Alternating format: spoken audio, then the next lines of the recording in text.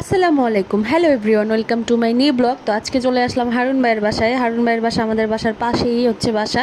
তো সেদিন দেশের অবস্থা খারাপ ছিল, তো কারফিউ ছিল। তো কারফিউর মধ্যে তো কেউ আমরা বাসা থেকে বের হই নাই বা হতেও পারি নাই। তো এর জন্য আমরা হারুন ভাইয়ের বাসায় এসে একটু টাইম স্পেন্ড করছিলাম। আর লুডো খেলা হয়েছিল। তো লুডো খেলাতে কথা ছিল যে দল হারবে সেই দল ফ্রাইড রাইস খাওয়াবে। তো হারুন ভাই আর আরিয়ানের বাবা হেরে গিয়েছিল। তো এর জন্যই আর আরিয়ানের বাবা যেহেতু ফাস্টফুডের খাবারগুলো সবই পারে, তো সেক্ষেত্রে আমরা 2 কেজি পোলাওর চাল বয়েল করে দেন রাইসটা বসিয়ে দিয়েছি। আসলে ব্লগটা করার কথা ছিল না, কিন্তু পরে ভাবলাম যে থাক একটু ভিডিওটা নিয়ে একটু একটা ছোটোখাটো একটা ব্লগ বানিয়ে দিই, যেহেতু পেজে অনেক দিন ধরে কোনো ব্লগ যাচ্ছে না। তো আরিয়ানের বাবা এই সব কিছু রেডি করেছে, আমি জাস্ট পেঁয়াজটা কেটে দিয়েছিলাম। তো এর মধ্যে দেখেন আয়ান এসে কান্নাকাটি করছিল।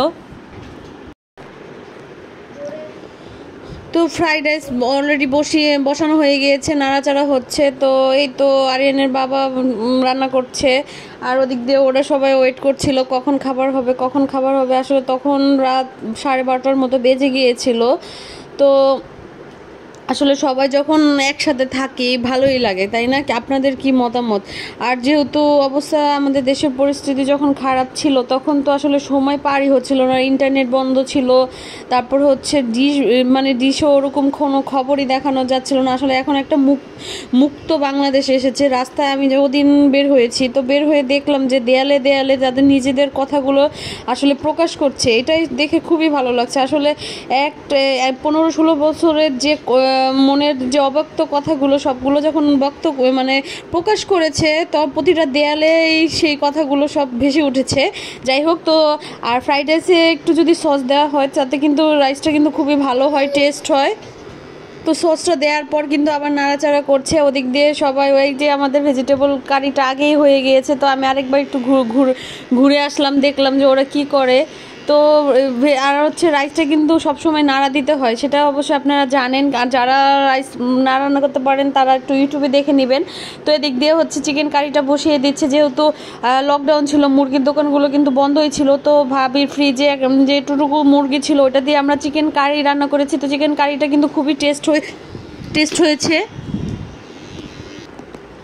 তো চিকেন কারিটা বসিয়ে দিয়েছে। তো চিকেন কারিতে জাস্ট বাসার যে মশলা ছিল ওইগুলোই জাস্ট মিক্স করেছে, অন্য কোনো কিছুই করে না।